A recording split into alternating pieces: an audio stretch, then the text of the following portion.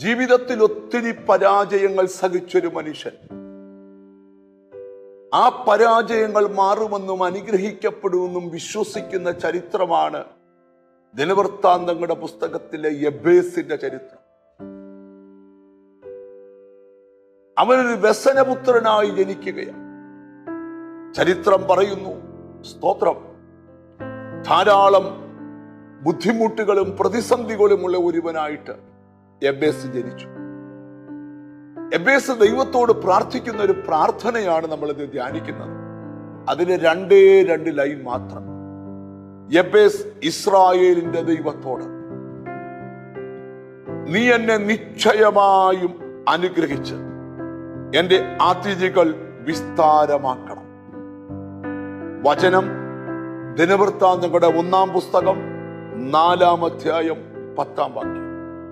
യബ്ബേസ് പ്രാർത്ഥിക്കുകയാണ്, നീ എന്നെ നിശ്ചയമായും അനുഗ്രഹിക്കണം.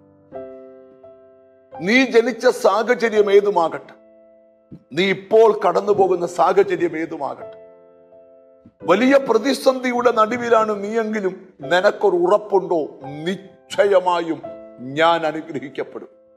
എന്നോട് ചേർന്ന് ഈ വചനം കേൾക്കുന്നവർ പറയാമോ, ഇപ്പോഴുള്ളതല്ല നിന്റെ ഭാവി, ഇപ്പോൾ നീ കാണുന്നതല്ല നിന്റെ ഫ്യൂച്ചർ, ഇതെല്ലാം മാറാൻ പോവുക. നിന്റെ ജീവിതം മുഴുവൻ മാറാൻ പോകുകയാണ്. സ്തോത്രം. പരിശുദ്ധാത്മാവ് ഇവിടെ എഴുതിയിരിക്കുക. സ്തോത്രം. യബ്ബേസ് പറയുകയാണ്, എനിക്ക് ഉറപ്പുണ്ട്, നിശ്ചയമായും ഞാൻ അനുഗ്രഹിക്കും. നിങ്ങൾക്ക് ആ ഉറപ്പുണ്ടോ? സാഹചര്യം കാണുമ്പോൾ കാറ്റിൽ ഒലയുന്ന വൃക്ഷശിഖരം പോലെ നിങ്ങൾ ഉലഞ്ഞു മറിയുകയല്ലേ? ദൈവം നിങ്ങളോട് ചോദിക്കുകയാണ്, നീ അനുഗ്രഹിക്കപ്പെടുമെന്ന് നിശ്ചയമായും അമ്മി സ്തോത്രം നീ വിശ്വസിക്കുന്നു? എന്നിട്ട് പറയുക, നീ എന്നെ അനുഗ്രഹിച്ച് എന്റെ അതിരുകൾ വിസ്താരമാക്കണം. ആരെല്ലാം നിനക്ക് അതിർവരമ്പ് സൃഷ്ടിച്ചോ, ആ അതിരുകളൊക്കെ വിസ്താരമാകാൻ പോവാ.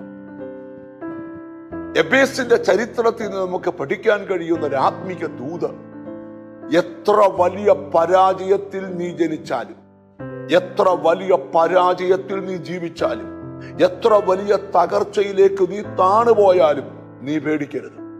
സ്തോത്രം. നിന്നെ അവിടുന്ന് പൊക്കിയെടുക്കാൻ നിന്റെ പ്രയറിന് കഴിയും. നമുക്ക് ആമി ഒന്നിച്ചൊന്ന് പറയാം, നിശ്ചയമായും ഞാൻ അനുഗ്രഹിക്കപ്പെടും. ആ കരങ്ങളെ ഒന്ന് ചേർത്ത് പിടിച്ച് കണ്ണുകളെ അടച്ച് യേശുവിനോട് പ്രാർത്ഥിക്കാം. ഞങ്ങളുടെ കർത്താവേ, സ്വർഗസ്ഥ പിതാവേ, എന്നോട് ചേർന്ന് പ്രാർത്ഥിക്കുന്ന മക്കൾക്ക് വേണ്ടി പ്രാർത്ഥിക്കും. യബ്ബേസിനെ പോലെ നിശ്ചയമായി അനുഗ്രഹിക്കപ്പെടുമെന്ന ഉറപ്പോടെ ഓരോ ദിവസവും ജീവിപ്പാൻ കൃപ കൽപ്പിക്കണം.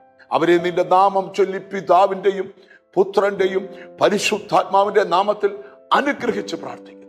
അവർ അനുഗ്രഹിക്കപ്പെടട്ടെ, യേശു ക്രിസ്തുവിൻ നാമത്തിൽ തന്നെ.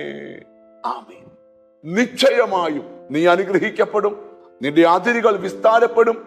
God bless you.